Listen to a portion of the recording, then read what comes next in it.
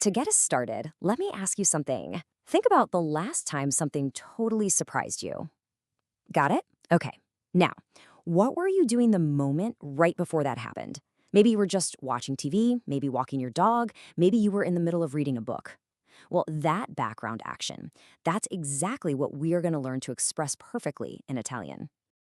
A great story needs a setting. It needs a background. We have to show what was already going on to make the main event really pop. And the number one tool for this job, your absolute best friend in Italian for this, is a beautiful tense called the imperfetto. So the first big way we use the imperfetto is to talk about two things that were happening at the same time. Nothing's interrupting anything else here. They're just running side by side, totally in parallel. Let's see this in action. Take the first sentence. Mentre io leggevo, tu ascoltavi musica. While I was reading, you were listening to music. See? Two actions happening at once. And notice the verbs, leggevo, ascoltavi. Both are in the imperfetto. It's the exact same for the second example.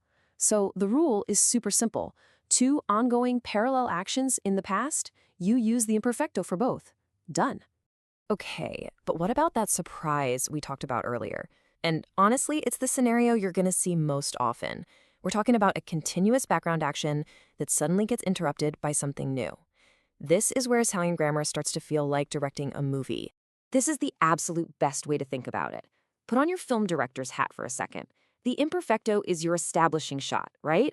It's that long, steady camera shot that shows us the scene. And then, bam, something happens. That's the event, a totally new action that cuts right into the frame. All right, let's build a scene together. First, the background. What was going on? Carla studiava. Carla was studying. This could have been happening for 5 minutes, maybe an hour, who knows, it doesn't matter. It's the background scene and we're setting that stage with the imperfecto. And then, here comes the event. Quando è suonato il telefono. When the phone rang. See that? The phone ringing isn't a long, drawn-out action. It's a single, specific event. It happened, it broke the flow of studying, and it's over. This is a perfect example of why that interrupting action needs a different tense. In this case, the passato prossimo. It's all about background versus event. But wait, there's more. Italian actually gives you another option, a more vivid one, to really zoom in and put a spotlight on that action that was in progress. And that construction is stare plus the gerundio. You might have seen this in the present tense, and guess what? It works pretty much the exact same way for the past. It's the perfect way to say someone was right in the middle of doing something. And the best part is, forming it is so easy. Seriously.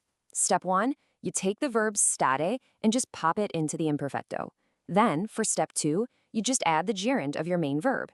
You know, the one that ends in ando or endo. That's it.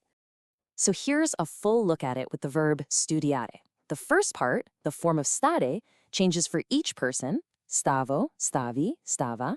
But check out the second part, studiando. It never, ever changes. Once you get that, you can do this with any verb. Io stavo mangiando, tu stavi dormendo.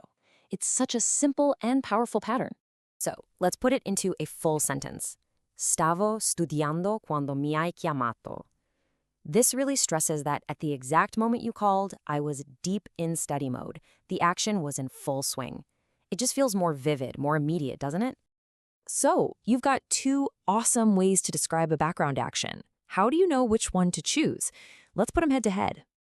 Okay, here's the key difference. Using the simple imperfecto, like leggevo l'email, is totally correct. It's neutral, it's super common, and it just states what was generally going on. But if you say stavo leggendo l'email, you're adding emphasis. You're telling the listener, hey, I was laser focused right in the middle of this specific action when something else happened. So when you get right down to it, this isn't really about memorizing strict grammar rules. It's about seeing these tenses for what they are, tools in your storytelling toolbox, each with a slightly different job to do.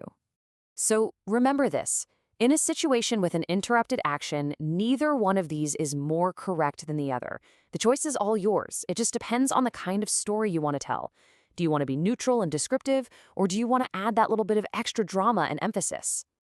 So now you've got the tools. You know how to set the scene, how to build suspense, and how to describe the past with way more color and precision. The only question left is, How are you going to tell your stories?